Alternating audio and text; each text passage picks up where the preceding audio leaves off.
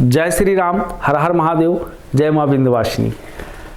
खास तौर पे कई बार आदमी जब भी कुछ करने चलता है ना तो बहुत सोचता है क्या करूं, कैसे करूं, कहीं ऐसा तो नहीं कि जो मैं करने जा रहा हूं उसमें घाटा लग जाए, समय भी नष्ट हो जाए, पैसा भी नष्ट हो जाए।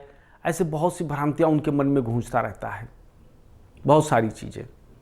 और आदमी सोच सोच के परेशान रहता है। अंतोगत्वा सोचता है कि हम किसी ऐसे व्यक्ति के पास चलते हैं, ऐसे किसी परामर्श वाले के पास चलते हैं जो व्यक्ति हमको ये बताए कि आपको किस चीज़ का व्यापार करना है, कहाँ आपके पैसे को लगाना है और कैसे आपका इन्वेस्टमेंट बढ़ सकता है। अगर इन चीज़ों को देखा जाए, ये कुंडली बता देती है, कुंडली से पता चलता है कि कैसे क्या हो सकता है। तो जैसा कि व्यापार करने में सबसे बड़ा ग्रह कौन होता है, जो हमारे व्यापार के अंदर उसका बहुत बड़ा योगदान होता है। अगर हम ये देखते हैं तो सबसे बड़ा जो योगदान होता है वो बुध ग्रह का होता है। बुध हमको बहुत परफेक्ट व्यापारी बनाता है, बहुत अच्छा व्यापारी बनाता है, इतना बढ़िया बनाता है कि जिसकी हम कल्पना नहीं कर सकते। लेकिन अगर बुध किसी की कुंडली में नवम भाव में बैठा हो तो व्यक्ति क्या करे, क्योंकि चतुर्थ भाव का बुध और नवम भाव का बुध जो होता है यह थोड़ा सा प्रॉब्लम पैदा करता है। क्यों करता है? क्योंकि चतुर्थ भाव जो होता है वो काल पुरुष की कुंडली से जो है वो किसका घर है? चंद्रमा का। और जो नवम भाव है ये काल पुरुष की कुंडली से किसका है? ये गुरु बृहस्पति का घर है।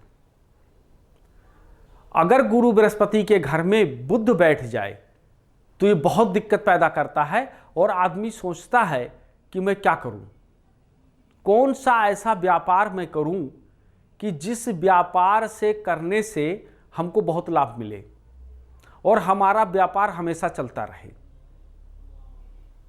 क्योंकि जो बृहस्पति है, बृहस्पति व्यापारी नहीं है। गुरु कभी व्यापारी नहीं होता कि वो व्यापार करे। गुरु तो धर्म के धर्मात्मा होता है और धर्म के बारे में बात करता है। तो इसी तरीके से जब भी बुध नवम भाव में बैठ जाए तो व्यक्ति को किस प्रकार का व्यापार करना चाहिए? तो व्यक्ति को जो है नवम भाव में अगर बुध बैठे तो उनको जो है धर्म से संबंधित व्यापार करना चाहिए। जो पूजा पाठ की सामग्री है उसकी दुकान खोलने से या उसकी सप्लाई करने से आदमी को बहुत लाभ मिलता है। क्योंकि पूजा पाठ के सामान में धूप बत्ती, अगरबत्ती, हवन सामग्री, बहुत सारे सामग्री होते हैं।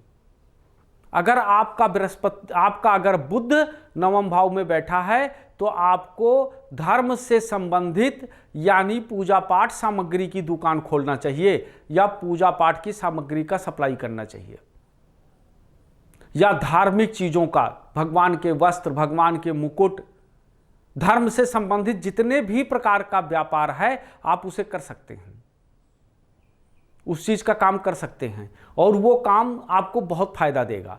क्योंकि नवम भाव में गुरु बुध बैठा है, गुरु के घर में बुध बैठा है।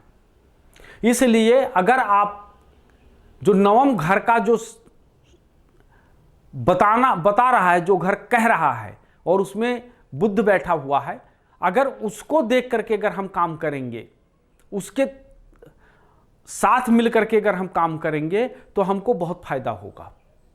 तो वहां पर क्या कहता है कि हमेशा आप जो हैं पूजा पाठ के सामग्री का दुकान करो। आप अक्सर देखो तो बहुत सारे ऐसे दुकान हैं जहां पर पूजा पाठ का ही सामान मिलता है, बाकी दूसरा कुछ नहीं मिलेगा। पूजा पाठ से संबंधित दुकान, मतलब पूजा पाठ से संबंधित दुकान कर रखे हैं और हमेशा भीड़ लगी रहती है। और ये होता है दूर दूर से लोग आते हैं कि अमुक दुकान पे जाने से अमुक सामान मिल जाएगा।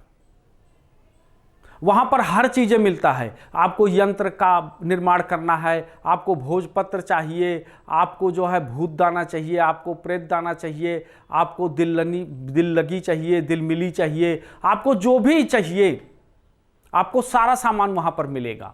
आप जो अपने मन में सोचेंगे क्या ये भी सामान होता है, वो भी मिलेगा।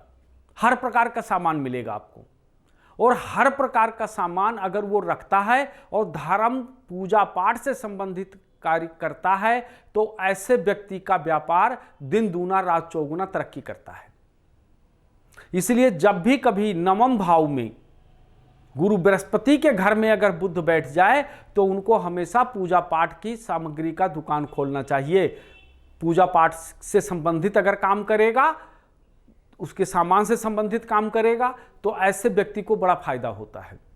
इसलिए व्यापार जो होता है वो करने, व्यापार क्या है? व्यापार एक टेक्निकल चीज है।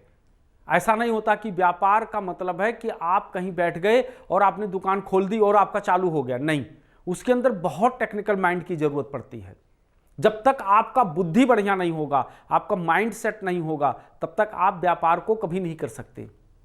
क्योंकि व्यापार एक ऐसा चीज है कि आपको तिल तिल आपको बनाना और बिगाड़ना मिनट मिनट का काम है। इसलिए कभी भी जो ग्रह का जो सिग्निफिकेशन है, अगर आप उस तरीके से काम करेंगे, उस तरीके से चीजों को फॉलो करेंगे, उस तरीके का व्यापार करेंगे तो कभी भी आपका व्यापार फ्लॉप नहीं होगा। आप उससे खूब पैसा कमा सकते हैं।